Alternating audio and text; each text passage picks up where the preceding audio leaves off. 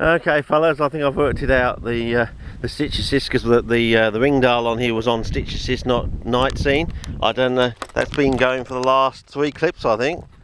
Oh god, I hope it hasn't, the colour and saturation compensation has gone haywire with that. Anyway, it's 2:36, got my ball of blue tack. Oh, it's all going wrong today fellas. Oh well, live and let learn. Things I've got to watch out for in the future and remember to watch out for them, which is going to be very hard because I'm so forgetful. I probably need write a little list or something, like you have to keep referring to it. Before starting each clip I've got to say, have I done this and this? Check, before I press down the button. But okay, we learned something new. When it says stitch assist on the back, that means I've accidentally knocked the ring dial on here. So yeah. Anyway, I think we'll just sort of cross over down here and have a look back that way. But if it goes much further down to where I said it was going to go down, I think we'll head back and we'll call it quits. Because I think I suspect that half of the clips are going to be absolutely ruined because they're either going to be totally silent or they're going to be muffled. But maybe that's the reward for the effort. Is you know. Look how dark that is, you know. If we can get that sort of darkage on the Mountain Bold Reds, well, we'll be very happy. But we'll be going back there for the second Kessel run. Slight variation of the second Kessel run. Otherwise it'd just be boring if I did the same thing over and over again. It is boring, but you're always doing the same thing over and over again. But that stitch assist disaster you had today, that was wonderful. That was different. That was out of the ordinary. Oh well. As I said, they are developing. I mean, we were only here in this sort of area on Tuesday, so you know, in the space of, oh look at that, that's a nice one. So yeah. Oh well, a whole lot of problems happened today. So our old pool is somewhere over there, out there somewhere. It's just we need to either get a view of it or capture some sort of vista where we can work out how to get to it. You know, an easier way in, or whether it's worth going out through for a start. And if it's going to be hard to get to, it'd probably be better to wait, you know, 3, 4, 5, 6 weeks. So once the season really has got going, it'll be a lot easier going. We won't have to wear all the clobber. And yeah, I've probably got a month's worth of vitamin D today already. Yeah.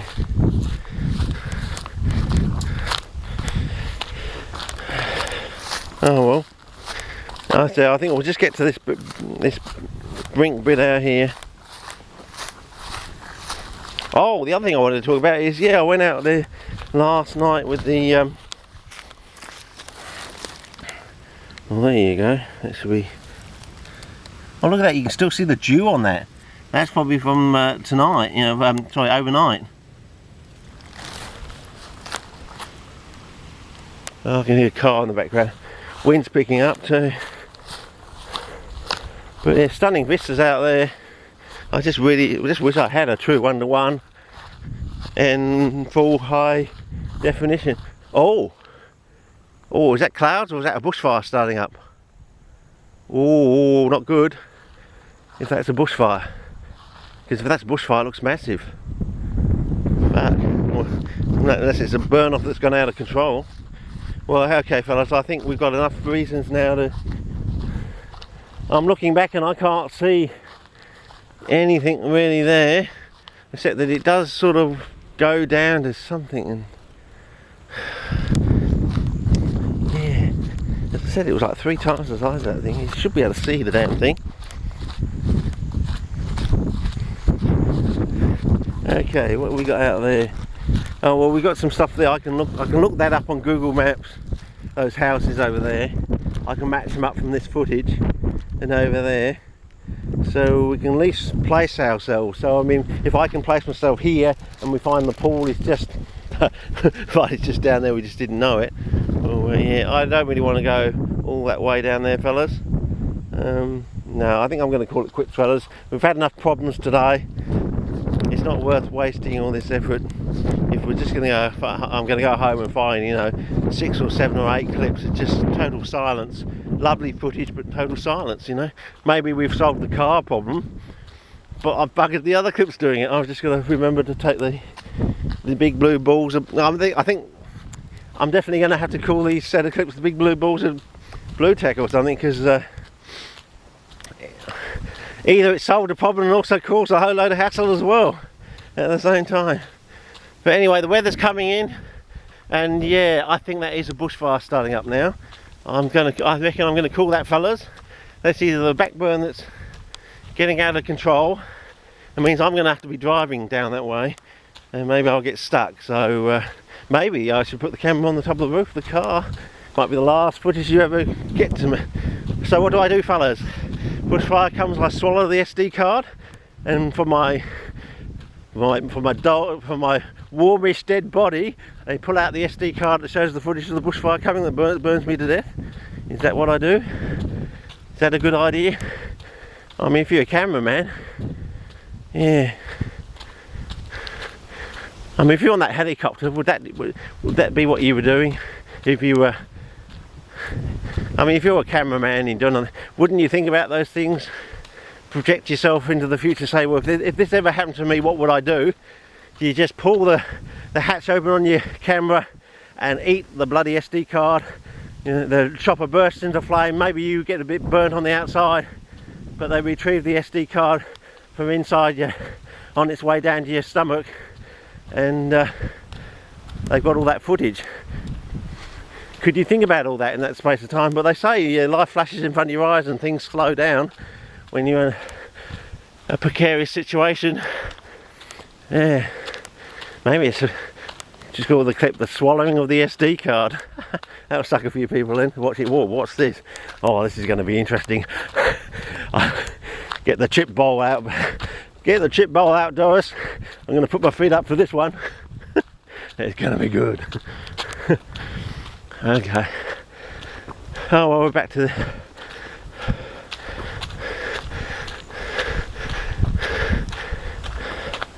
maybe I should keep the camera going. Got some lovely stunning vistas out there. If the footage is crap in one direction, well, you're not going to get the best thing, because look, the shadows are on the right hand side. But we can also keep an eye on that. Yeah, unless they've started up a backburn, thinking, well, look at the frontage coming in there, the season's not going to last. Oh jeez, that scared the living life out of me. That fell down. I thought I had a wolf or something on my around my ankles. That scared the living shit out of me then.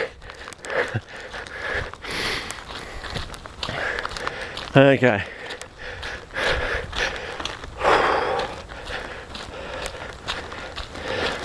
Yeah, back to the car. I'll be having a bloody donut and a drink in the car, I think. Oh. Well, I can't see it now. They got onto it, but then again, maybe it was frontage, but it looked very, very suspicious.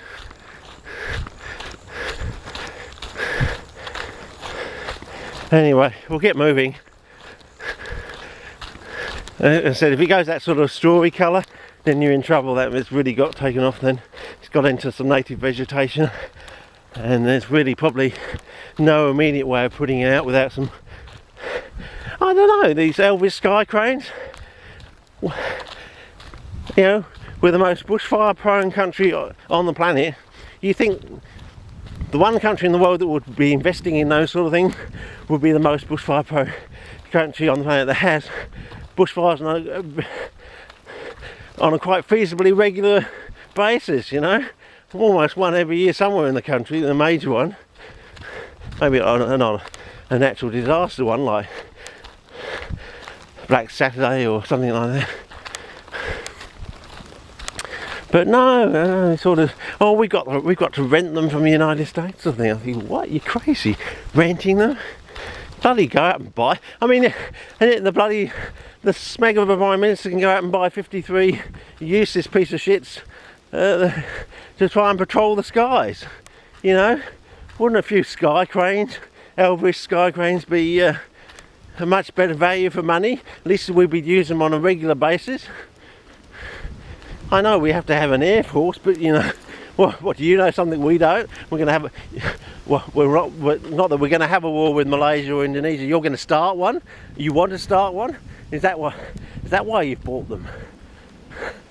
I don't know. It's just we're just scratching our heads. Yeah. Anyway, I suppose you're not going to be there that long. I reckon you'll be gone by the end of the year. I reckon once we've been through winter and we have the youth unemployed and that sleeping on the streets because they can't get any new start, their parents and then there's a conflict with this. If you're not earning, you've got to be learning something. Well, if you're earning, you've got a job, haven't you? There's a slight logical conflict there with the statements he was saying the other night. I picked it up. I thought, hang on, that's not quite logical. So there's something slightly wrong or false with his logic there. Okay, well, we're almost back at the track, and I think we're going to run this card out and go home and cry our eyes out when we're going to have a useless load of clips. But then again, we might learn something. My bellowing voice can get through 1 centimetre of blue tack, and you just clip off all the annoying sibilants in the top end of the frequency spectrum or something. You say, wow, your voice sounds so fantastic now, Richard. Maybe I end up sounding like bloody Stephen Hawking or something. Yeah, he hasn't got a voice transponder or transposer or something. He's just talking through a bloody big wad of blue tack. Oh well, yeah. Anyway, yeah, Big Bang Theory. He's got a lot to answer for. It's good though, isn't it? It's the best show on TV. You know, they always make the effort. That's what I like about it. You know, they always push the envelope. Like the latest episode was, what's her name? The Sheldon's girlfriend putting on what's it, a Catholic schoolgirl uniform. And I was thinking, is that what they look like in America? I mean, it just wasn't sexy enough. Unless that was the joke. American Catholic school look pretty dowdy and drab in their school uniform. But yeah. And what was it? He says, I hope it comes with Blu-ray. What was it? Oh yes, that was it. The Sandra Bullock movie or whatever. Yeah. Anyway, I haven't seen that. I mean, would like to see it in 3D, but you know, just didn't get round to it. We had too much on. We're living in Abbotland, you know. We got the nation to protect. We got to win back our own bloody nation from the well, I don't know what you want to call them, but the Catholic Jesuit police or something. But I reckon if he goes anywhere near that Royal Commission, one of those Royal Commission boys has been bum-buggered over the years. You know, one that's probably been bum-buggered the most. Isn't that a tautology? If you've been buggered, it has been through the bum hole, isn't it?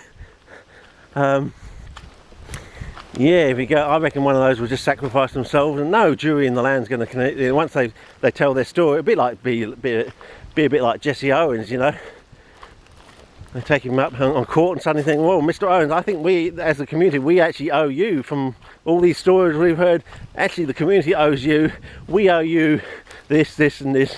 We're going to give you a new house. We're going to give you a certain amount of money, and thank you very much. You're released. Go forth and multiply. Go forth and prosper, sort of thing. It could be a situation like that, you know. Bloke just walks over to Tony Abbott and goes bang. But when we get to hear his story, we'll say, well, I can understand why you did it, mate. Yeah, we'll just let you off with a caution. Don't do it again. Well, you can't do it again because I don't think we're ever going to have a Prime Minister as bad as Tony Abbott. And thank God there's only one Tony Abbott. Hopefully he doesn't have a brother. Okay, well I think that's it. And so all my other rants and stuff and information I put on this tape may have been totally lost to the ether. You've got the footage, but you don't know what the heck I'm talking about, and I probably won't be able to. I don't really have a sort of Mozartian memory that good. I'd just be able to say, oh, you know, look at the footage and tell you exactly word for word what I was saying. I mean, Mozart would be able to do that for you, but I don't think anyone else on the planet could. So maybe hold out hope. And what the fuck happened there? Some sort of accident or something? Was that there when I walked across the road before? I don't think so. Bit of spillage. Anyway, it's now about 3 o'clock. I need to have my drink and my donut and go home and cry my eyes out of all this lost, well, not the lost footage, the lost sound from the big blue balls of NEW-Tack. Okay, I think we're heading towards the title there, fellas. Okay, it's a learning curve, you know, a steep Mozartian learning curve, but you'll get there one day when you're hanging on by the skin of your fingernails, skin of your teeth. Okay, over and out.